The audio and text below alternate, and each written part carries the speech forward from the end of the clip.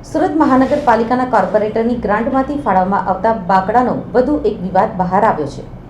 સુરત પાલિકાના રાંદેર ઝોનમાં અડાજણ વિસ્તારમાં આવેલી પૃથ્વી રો હાઉસ બહાર ગેટ પાસે મુકાયા હતા. નાના એપાર્ટમેન્ટ કે ધાબા ઉપર બાકડા પહોંચી જતા હતા, પરંતુ હવે કોર્પોરેટરની ગ્રાન્ટમાંથી સોસાયટીના ગેટ ઉપર મૂકેલા કરોડો રૂપિયાના બંગલાના પાર્કિંગ અને ગેલેરીમાં તે પહોંચી ગયા છે. જોકે આ અંગે સોસાયટીએ પાલિકાને લેખિતમાં ફરિયાદ કરી હોવા છતાં કોઈ પગલાં ન ભરાતા પાલિકાની કામગીરી સામે અનેક પ્રશ્નો ઉઠી રહ્યા છે. નગરસેવક કેતન મહેતાના નામના નવા બાકડા સોસાયટીના એક બંગલાની ગેલેરીમાં, એક ગાર્ડનમાં તો એક બંગલાના માલિકે પાર્કિંગમાં મૂક્યો છે.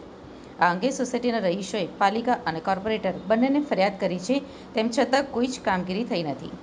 ફરિયાદમાં આક્ષેપ કરાયો છે કે જ્યાં બાકડા મુકાયા છે તે એક બંગલાના માલિક તો બાકડા પરથી નગરસેવકનું નામ પણ ચેકી નાખ્યું છે. આવી ગંભીર ફરિયાદ હોવા છતાં કોઈ પગલાં ન ભરાતા પાલિકાની કામગીરી સામે આક્ષેપ થઈ રહ્યો છે.